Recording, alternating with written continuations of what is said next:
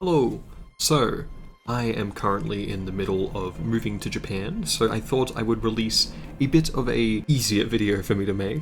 Today we'll be talking about and ranking all of the arcs of One Piece. Now, I'm of course up to date with One Piece. Big spoilers ahead for up to date with the current manga as of this date. So yes, be aware of that if you weren't. But I'll be going through and ranking each arc here since I'm a big One Piece fan, toiling my thoughts on them and stuff like that. And yeah, so let's get into it. So first off, we have Romance Dawn. Now, it's the first arc of the series, and it's pretty short. We get Luffy's backstory and the introduction to Zoro. Okay, I've altered the tier list a little bit because just to make it a bit cleaner. I don't think there's anything. We'll see if anything actually gets into D. But I don't think any of the arcs I consider D. But Romance Dawn for me is an A. It's not like as high up there for like the special moments that my favorite arcs have.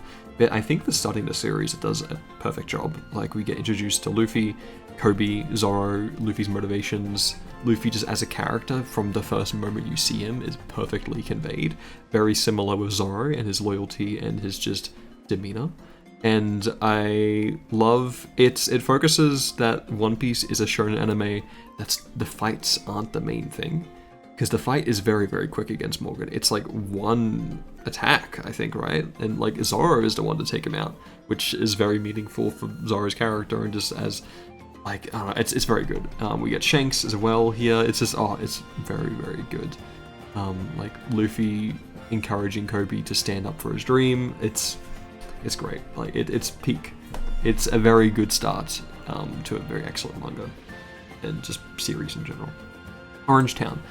Now, Orange Town's weird for me because the early One Piece arcs are, like, weird. Because I first tried watching One Piece, like, a year before I got into it. I got to Orange Town and I dropped it. I was like, this is too slow. And then, like, a year later, I started reading it and I read through Orange Town. I was like, okay, we'll push through. I didn't like Buggy. I love Buggy now, obviously. But at the time, I wasn't really interested in him. I think...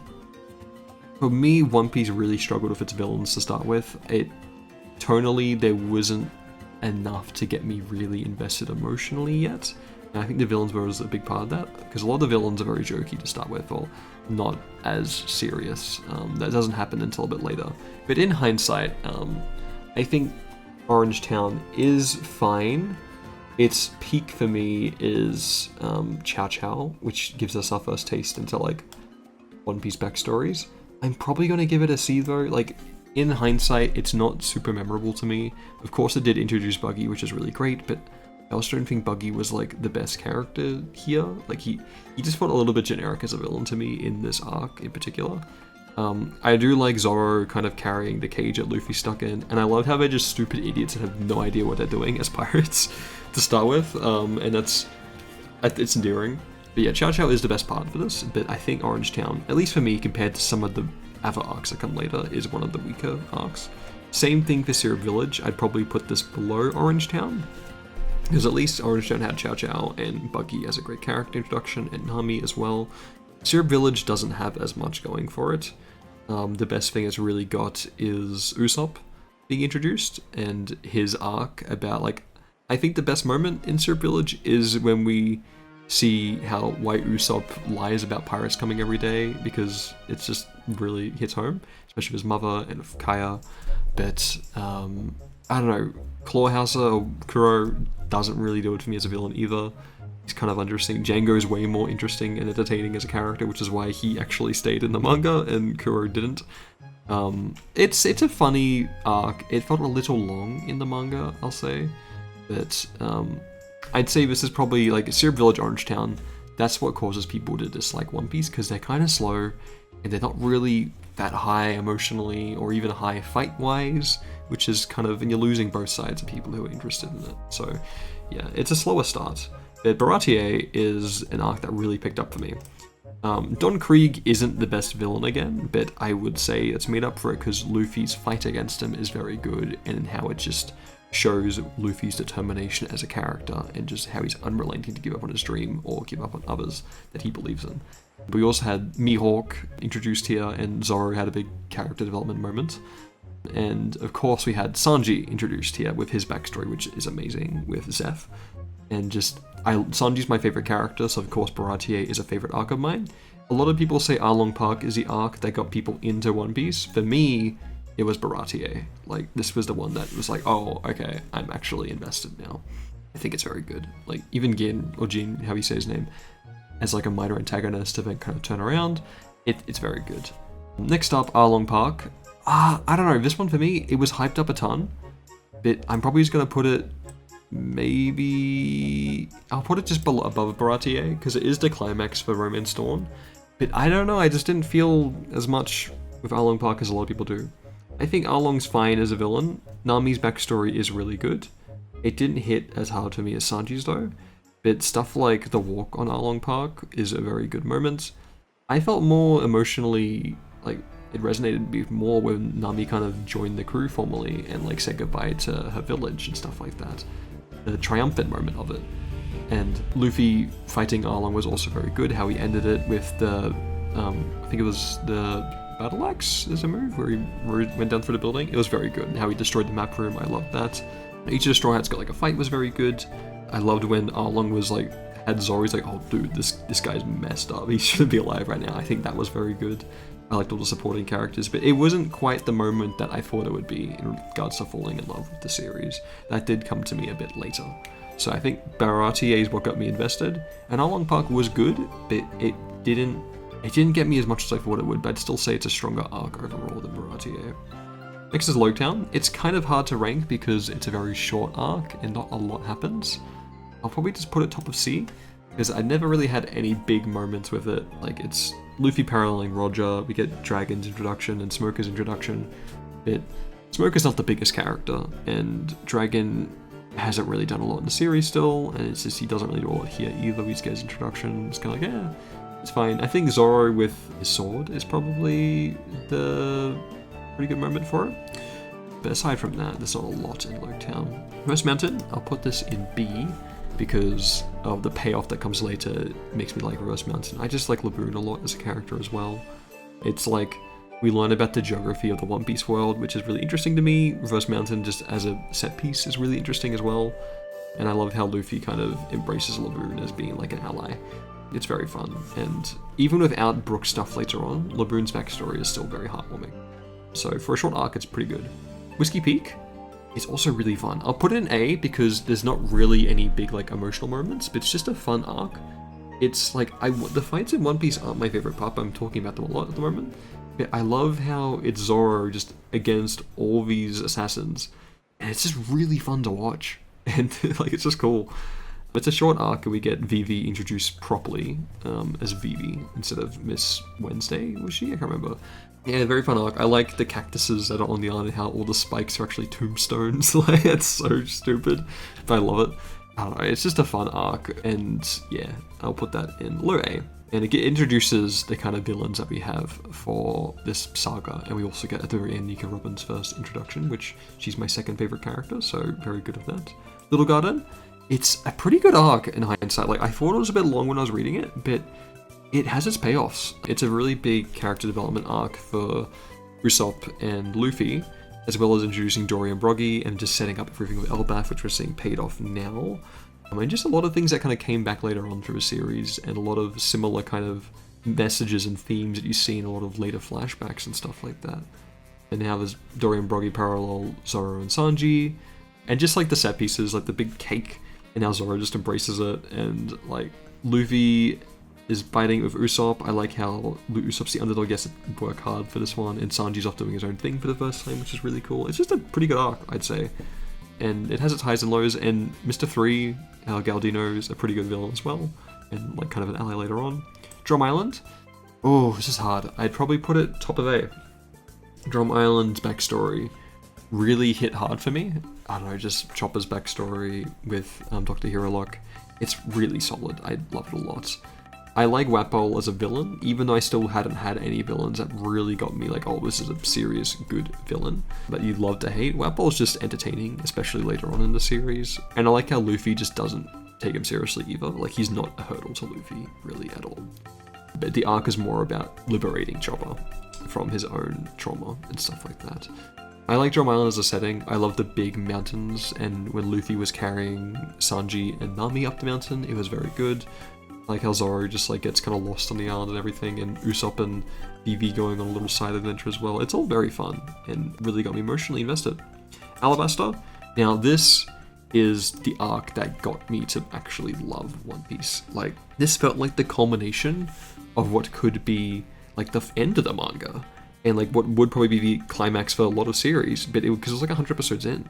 It was so big and vast, and we got to learn about the country of Alabasta, and then all these characters we've got invested in over these prior arcs are all getting moments to shine and everything like that, and Crocodile is an amazing villain. Crocodile was a villain that made me go like, oh, finally, this is a good villain that I love to hate, and it's just, he's excellent. And everyone gets their own moments, especially in the climax. And then like they all team up to help get Vivi to the top of the tower to stop the bomb going off, and then like Luffy defeating Crocodile underneath the city, and then him coming up, and then the rain starting as soon as he's defeated. It's all just amazing. And the soundtrack in the anime as well is just perfect. We get the introduction of Ace here as well. It's so many things about Alabasta I love. And then Nika Robin joins the crew, and she's kind of mysterious still. It's just so good. I have nothing but praise for Alabasta. It is undeniably an S tier and one of the best arcs in One Piece still to this day. Next up is Jaya. I will give it probably an A, because following Alabasta, it was a little disappointing with like the monkey guys. I was like, but then it definitely does pick up. We get introduced to a lot of characters in this arc, like more warlords with Kuma, Doflamingo, the Gorosei I think are in this arc as well for the first time, and Blackbeard, and then like Bellamy is the main antagonist here, and I do love him a lot because he's a good way to show the progress that the crew has made. And then just like the emotional moments do come back with the Monkey Brothers and Cricket, I believe his name is. I really enjoy it. It's pretty good, and it's a very excellent setup for Skypiea, but you kind of gotta view them together as one big arc because they're very much intertwined. Skypiea is also an A. Jaya has the one more like hype moments, like has more impact when Luffy punches Bellamy, but Skypiea I'd say is a stronger arc overall. It really embodies this kind of like Indiana Jones adventure kind of thing. The water crew getting split up multiple times across the island, and the big kind of battle royale that goes on. I love battle royales, and just like a thing where a cast gets more and trying to guess who's going to make it to the next round, stuff like that. It's all so good. And then NL as well is a very satisfying villain to see get defeated, with Luffy being just the perfect counter to him. It's really good. And then the backstory of Noland and Kalgara is very good as well. And just the amount of lore and foreshadowing we had for later on the series here is just immaculate. It's very good. A little slow at times, and some things like, it's not perfect like Alabasta, but I'd say it's pretty good still. Long Ring Long Land, this was probably my least favorite arc at the time. I do think it's more entertaining than Syrup Village and Orange Town, maybe even Loguetown as well. I'll still put it top of C though. Foxy is a villain. It's just a weird follow-up arc to Skypiea. It's set up to Water 7, kind of, but we get to see a lot of fun crew dynamics. It is entertaining in that I do love all the funny moments here. It's very light and fun. I love seeing Zoro and Sanji team up properly, and Chopper and Robin and stuff like that. It's all everyone gets a moment here. It's just very tonally different from the other arcs that came before it. And it is nice to have in hindsight, and it has paid off a bit recently with like Rocksteady Zebek, with the Davy Back fight and stuff like that. So I'm glad it does exist. It's still a weird arc though, especially in the anime, because it got like doubled in length with filler, which I don't think does it any justice, but I still enjoy it a bit. Water 7, this is my favorite arc, even more than Enies Lobby. Enies Lobby is like the fighting after Water 7, but Water 7's all the setup and all the big emotional moments for me. I just love this area as a location. It's very good for me. Everything about it I love. I love all the characters we get introduced to with Galila. I love seeing the conflict that goes on within the crew with Usopp and Luffy and Robin, and then like the crew gets smaller and smaller, and at one point it's pretty much just Luffy, Nami, Zoro, and Chopper, because Sanji's off trying to do his own thing. Usopp's left the crew, same with Robin. The big tidal wave that comes in, the Aqua Laguna, I believe it's called, was so good, and everything, like, they lose in this arc pretty thoroughly. And then like Frankie comes in, he's a villain at first, but then you get to appreciate him for his backstory and how he like gets along with Usopp, and he's very brotherly to everyone. And it's a very long arc, but this was the one I was just so invested at. And this was when I watched the most episodes in a single day. I watched 30 episodes in one day because of Water 7. And just how it leads into Enies lobby with the water train and the betrayal from CB9 and stuff like that. It's just so good. And Enies lobby, of course, is also S tier. I do like Water 7 a bit more. Enies lobby is a bit too fight focused for me. But we do, of course, get Robin's backstory properly here, which is just, so tragic. And it's perfect. But then we get a lot of payoff as well. Like Luffy versus Lucci, we get to see the growth the crew makes. Sanji on the water train. I'm not sure if you count the water trains as Water 7 or Enies lobby, but Sanji just going by himself on the water train and then teaming up with Usopp halfway through. It was so good as a Sanji fan. I love it. We get like Diablo Jambe, all that stuff. Everyone gets new like abilities. Sanji gets Diablo Jambe, which is like so cool. I love it. It's just it's an amazing arc. And then leads into Post-timeskip lobby, which has like the goodbye going merry, and such an emotional climax to be ended this after everything. And it leads to the resolution, the crew getting together, and like the big party they have again, and Cruzan being there, confronting Robin, but kind of being happy for her still.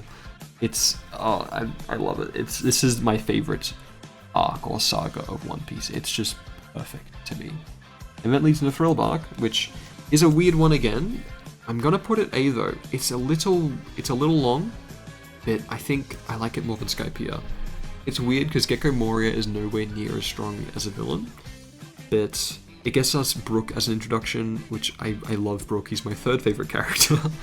And it's weird because he's not the focus of this arc, but he still has some really good moments for me, and it's kind of what informs us what Brook's like as a character. He's very much a support role on the crew. He hasn't had any real big moments or any big character development until maybe recently. We'll see still in Elbaf, but he's just an excellent support character, and we get to see the crew fight against one big enemy together, which is really fun. It does go on a little long, but it's still really entertaining and satisfying to see all the combo moves and stuff like that, and still stays lighthearted at times. Zoro has his favorite, like his best fight in the series here, in my opinion, against Ryuma's zombie.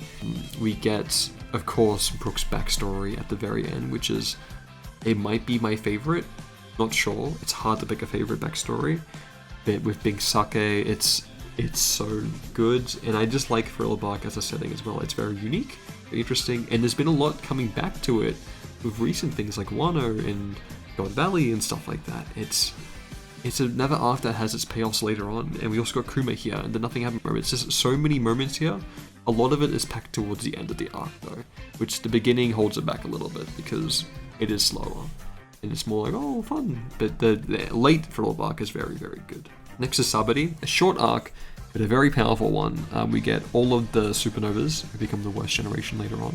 We get Luffy punching the Celestial Dragon. We get the introduction of Rayleigh, the introduction of Kizaru, and then the crew getting separated. It's so many things happen in this arc, and all of them are just like such memorable moments that people still talk about to this day. And like even with Egghead in the anime at the moment, like Kuma, obviously, it's very good. I don't know if I can put it above Alabasta, just because I have more personal attachment to that than Sabaody. But yeah, Sabaody is definitely an S tier. And even with like the start, how like Duval, I think that's really fun with Sanji as well. Like it's just great for me. Next is Amazon Lily.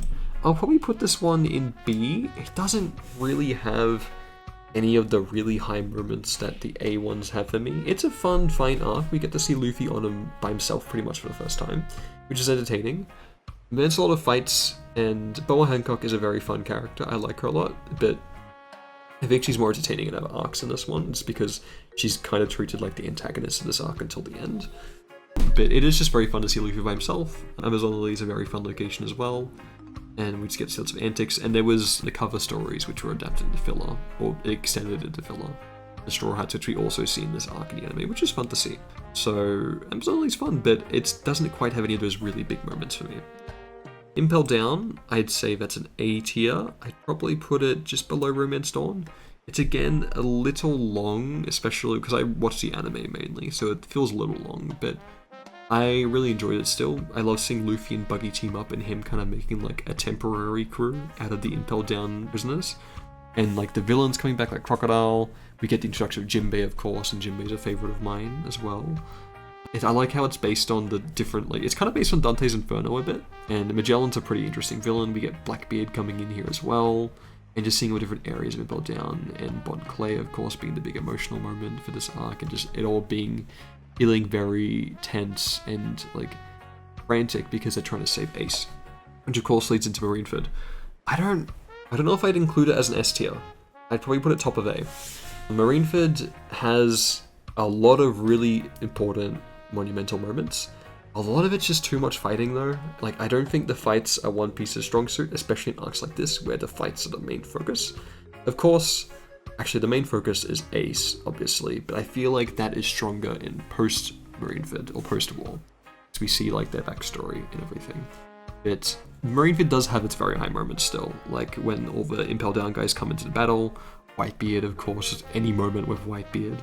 When Luffy faces the 3 admirals, when Ace gets freed, of course, spoiler, like Ace and Whitebeard's deaths, very, very, like, ground-shattering for the rest of the series, have massive impacts later on. But, I don't know, if part of it, it's like, oh, it's just a bit too much fighting. And I feel like Marineford was shown, I loved how it was depicted in fan letter, how frantic it is. We see it from the perspective of, like, a Marine, which kind of makes it feel a lot better than how I feel like the anime portrayed it, at least in the arc itself. The post-war is an S for me. I do really like post-war because it's Luffy's backstory. We get to see a lot of Ace, more in his motivations, and Sabo, of course. And like Dadam, we get introduced to her as a character, and we get to see a lot more about Garp and everything. It's just a very good arc. And then we get to see Luffy at his lowest ever after losing Ace, and Jinbei being the one there to kind of bring him back to reality that he still has his crew. And it leads us into the time skip. It's a very good arc because it's different from the rest of the arcs. There's no fighting. It's very much about Luffy just kind of growing as a character and coming to terms with loss and grief, and it's very powerful through his backstory and just everything, and in the present. I really do love it. It's an S tier for me. It's better than Marineford. I feel like it's underrated compared to Marineford because it's more flashy, but post-war is a very somber and nice arc. And that takes us to Return to Sabaody. It's not as good as Romance Dawn, because you kind of compare the two, because it's the first arc after the time skip. I'd probably put it above Arlong Park for me, because it's very monumental. It feels like I've done it, I've reached a halfway point, and it's very triumphant. Like the crew coming back, they've grown a ton, we get to see how they look different and everything. It's very exciting and very, very fun. It doesn't have like a lot going on. Like, Caribou is the villain for this arc, I guess, if you can even say there's a villain for the arc. But it's just very entertaining, and it has a special place, because it's like, oh wow, I've made it to post-time skip, and you feel like you've grown alongside all these characters, so it just feels very special. And it leads into Fishman Island, and Fishman Island for me is an S tier as well. I'll probably put it above Sabaody. Like, I feel like Fishman Island gets a lot of hate, but I just love the themes of it and the message with it. I love Otohime. I love her how the backstory focuses on Fisher Tiger and Otohime, and how it comments on racism and prejudice, and just like even beyond things like in modern day or just even beyond, like when there is progress, there's still a lot of trauma generationally and prejudice that still lingers through things like that, and addresses that directly. I love Fishman Island, the themes of it and everything like that. And then also the Straw Hats being there is very fun and just very good as well. We get to see their growth. Like Luffy just coming out of the shark to kick Hody is such a cathartic moment, because Hody's just a villain that's like irredeemable. He's just a jerk for no reason. And he's like not even a jerk, he's just evil for no reason. And just because and that's very realistic to a lot of real people that are just horrible for no real reason or justification. They're being horrible people for no reason. And Hody's just like that, and Luffy is just, it's so cathartic to see him kick him. Because he can beat Hody pretty easily. A lot of people just say it's not that good. I think it's very, very good. And then we get like Jinbei sharing his blood with Luffy to help him. It's a very monumental moment, and it sets up things like the New World. It's great. I love Fishman Island. I think it's severely underrated. Next is Punk Hazard. It's weird. It does feel very slow and boring at times, but it also is pretty fun. It's weird because we get Law properly introduced, and we get to see a lot of him. But Law's best moments don't come until later for me. Caesar Clown, he's not the best villain, but I really like him as a character, and I find him really entertaining. But that's later on, like with other arcs. It's a weird arc because we get lots of weird little sub-villains like the Yeti brothers or whatever they are. And the island's interesting, but a lot of the crew just kind of doesn't do a lot either in this arc. And there's a lot of funny moments, but it's weird. I'll put it in B, just because it's a weird arc. Next is Dressrosa. Dressrosa is also an S tier, but it parallels Alabasta in a lot of ways, but I don't think it reaches the same highs. Flamingo is an amazing villain. He's been built up, he was built up since Jaya, and there's a lot of payoff to Jaya here as well with Bellamy. But it's a very, very big arc. Probably a little too big. It might suffer from that a little bit. But I remember being like 30, 40 episodes in to Dressrosa. And that's just when like the tournament wraps up and I realized like, oh, the arc's are only just getting started. Like all of this was just the setup. Like the tournament and everything, like, and then Luffy leaves the tournament to go face Flamingo. I'm like, oh, that was all just getting ready for the beginning of the arc? Like that was just the beginning? I was like, man, that could have been a whole arc by itself, but no, it's just a setup, and it's just really, really cool. I like Dressrosa as a setting as well. The Spanish influence is nice, and I love Law's flashback with Corazon is the highlight of this arc for sure, but we also have Rebecca's flashback, which is pretty good. With Kiros, I do think that's a very good flashback as well. We also get Senor Pink's flashback, which is very good, and a very good fight for Frankie. We get a lot of Usopp moments in this arc. Everyone does get a moment, except like Nami, Chopper, and Brook, really. Sanji even gets a moment, but that leads into Zou and Whole Cake, so it focused on the other side of the crew, so they all got their time there. And we also got like the Grand Fleet, just a ton of characters. Kinemon was pretty good in this arc as well. I enjoy Kinemon a lot. But yeah, Corazon and Law was of course the highlight of this arc, because Law's like the protagonist pretty much. Yeah, and Sabo being here as well is also another thing. But there's a ton of Dressrosa. But I would say it's S. I'd say it had more high moments emotionally for me than like Marineford did, but a bit too bloated to beat like Alabasta. Next is Zou. I'd also put Zou in S. Like, I think Zou is a very good arc. It has that adventure feeling. I love the setting, how it's on top of an elephant that's so unique. The Mink tribe is very interesting and fun. And just like the city design, and then like how they've gone through so much tragedy and abuse just to still be like so steadfast in their beliefs and culture. And like when the Rizo was safe part, that hits harder than almost anything else in One Piece. That part was crazy. I loved it so much. And it's of course set up for Whole Cake, but so it's a small arc and doesn't really have as much going on with it, like not really a direct villain. But I still think it's a very powerful arc, and I do love it a lot. Gives us Carrot as well. I love Carrot. She's a very fun character. Next is Whole Cake. Whole Cake is my second favorite arc after the Water 7 saga. I like it more than Alabasta because it's the Sanji arc. It's never one that's very big, but it does feel a bit more contained in some areas, like how it focuses on Sanji and Luffy's relationship. Like, I think Big Mom's an interesting villain. Katakuri is a very good villain though, who kind of becomes a bit of an ally even towards the end. But it has a very slow start, I will admit.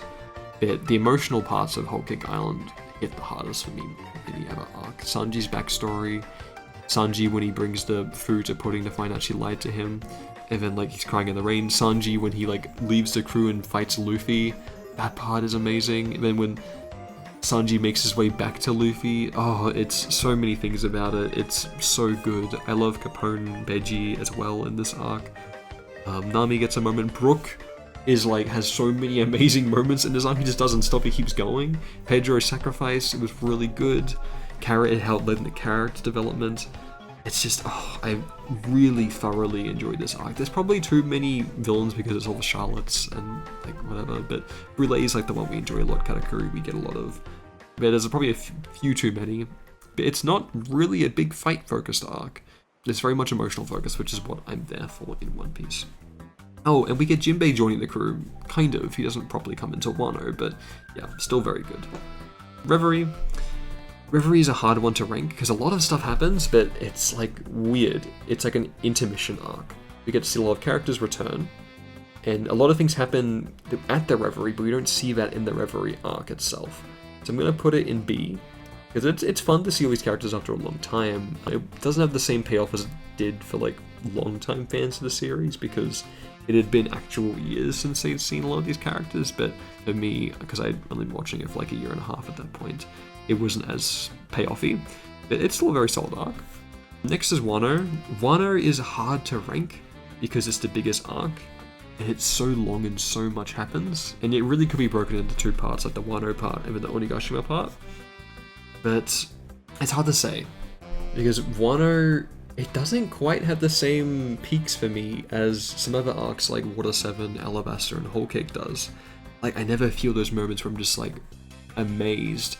Yes, there are really exciting and big moments. They just didn't quite hit as well as for me as they did with that ones. Maybe because there's just so much going on. Like, I don't know. It's interesting.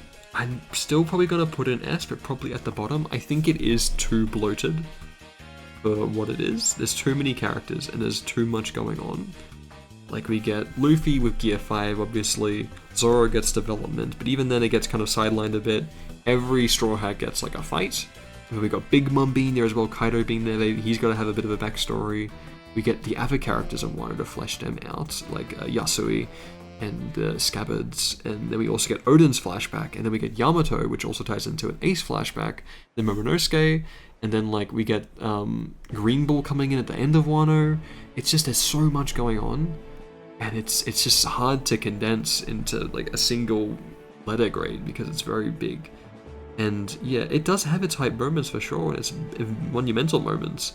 I don't know, maybe I was just too like worn out on it to have it have the same weight as some of the arcs did, but it's still very, very good. And the art and animation in Wano in the anime is like top notch for sure. But I don't know, I feel like it suffers a little bit just because of its length and bloat, but I can't really rank it as high as some of these other arcs just because they're more concise and focused. Egghead. Egghead was a hard one to rank for me the longest time because one of my favorite parts about One Piece is the Straw Hats and how we just get to know them for so long. But the Straw Hats aren't really the focus of this arc at all. It's very much about Kuma, Bonnie, and Vegapunk. And we see a lot of things happening outside of it. Out of, like, Blackbeard and Kid and Law and stuff like that, and Kobe and Garp. But Egghead, so I didn't know where to rank it. I do think with watching the anime of it, and in hindsight, with it being complete, I do think it's also an S tier arc. I would probably put it above Sabaody, maybe. Or, yeah, I'd probably put it above Fishman Island, because the moments it has are very emotional and very strong. Like Kuma's flashback. I haven't cried harder at One Piece than I have from Kuma's flashback. That final episode of Kuma's flashback, I believe it was episode 1136, is my favorite episode of One Piece, I think, ever. Like, it is... I have not cried that hard, like, at pretty much anything, like, any form of media. It's so good. And then the moments where, like, all the pacifistas, like, follow Bonnie's command, and, like, Vegapunk, his moments, oh, it's so good. But, like, it's weird because there's not a lot that actually happens to the Straw Hats in this arc. They kind of just are there to fight and be supporting, but it still shows how powerful and invested we can get in the story when they're not even the focus of it. Like, Luffy's there just to fight and just to be like, whoa, he's like an emperor right now, cool. And then we also get like Blackbeard stuff with Law, which is very good. We get the Kobe and Garb stuff in Kuzan, which is very good as well. It was weird to rank, but I do think it's an S tier one. And now Elbaf, which is the current arc, so it's a bit hard to rank because we're in the middle of it, and we're in the middle of a flashback as well within that. But based on some moments we've had in Elbaf, it's also an S for me so far. I'll put it at the... probably put it above Dressrosa right now. We don't know how much longer it's going to be. I feel like we're probably halfway through, roughly. Currently in the Harold flashback, the Loki flashback, which is a Harold flashback, which is a Rocks flashback. So we're getting a ton of information, a lot of stuff's happening. But it's also been like a few months since we were actually kind of like in the present on Elbaf, so... But what's happening in Elbaf is really interesting. I like the villains we have in this arc. And at the start we had like another one of my favorite moments ever with Robin and Saul's reunion, which I cried so hard at that manga chapter. That might be my favorite chapter. And that episode with Kuma might be my favorite. We'll see if the when that chapter gets adapted, it'll be my favorite episode. But it's a very solid arc so far. It had a weird start, but I think when we see that in hindsight, we'll appreciate it still a lot. I like Loki as a character. I'm very interested to see what happens with him, and I'm very interested in the flashback that's going on right now, but it's in the middle of it, so I don't want to have too many thoughts on it until it's complete. But I do hope we see more of the Straw Hats later on in this arc. We've gotten hints towards more of Brook, and a bit of Sanji and Zoro as well. But I do hope to see more from the smaller Straw Hats participating a bit, like we have with Robin, which has been good so far. But I think that'll come in more towards the arc's climax. But so far, it's pretty good. It has the makings to be a very top arc. The only downside, I'd say, is Elbaf itself, because we've had it anticipated for so long since the Loguetown. It's a shame to say it's a little disappointing as a setting. We haven't gotten to see a lot of Elbaf because we haven't had it as fleshed out compared to some other arcs like Dressrosa or Alabasta or Wano, because that would really bloat the arc, which could be a detriment. But like, we've only really seen one village of Elbaf and like 20 people, so it feels like a very small country, which it should feel the opposite in scale. But it's because it's the point we're at in the manga. We don't really have the time to flesh these things out anymore, unfortunately. So that's the only real downside to this arc so far. And we are getting a bit more of that through the flashback, but then the flashback also got derailed to be more about rocks. So I don't know if we'll see a ton about Elbaf itself as a country and how it functions as much as we do with other arcs. We've still seen some good things, but just not as deeply as we have with others. But so far, it's still an S tier arc for me. So yeah, this is my tier list. Nothing in D. I don't think there's any arcs in One Piece that are worth like a failing grade. I think like Syrup Village being my least favorite, I still think it's a fine arc. Like, it's still possible and everything. But yeah, definitely a lot in S tier, a lot in A tier, because I'm biased as a One Piece fan, but it's my like favorite anime series. I love it so much. 1,100 episodes and I'm still as invested. I'm still looking forward every week to seeing the latest episode and latest chapter. Like, nothing can match One Piece in its scale and density and how attached you get to it. So yeah, let me know what you thought of this tier list. Let me know what your favorite arcs are down below. Call me out for any bad takes I have, like Fishman Island being an S tier above Marineford. I think that's probably the most controversial thing, Marineford being an A, Wano probably being a low S, and Arlong Park maybe not being an S. But yeah, this is my tier list for One Piece. This is my personal opinion. So yeah, sorry this is a bit of a laid back video because I'm in the middle of moving. So yeah, there'll be more things coming out soon once I'm in Japan, so look forward to that. And yeah, maybe even some more One Piece content in the future. So yeah, thank you for watching, and we'll see you all very soon. Bye bye.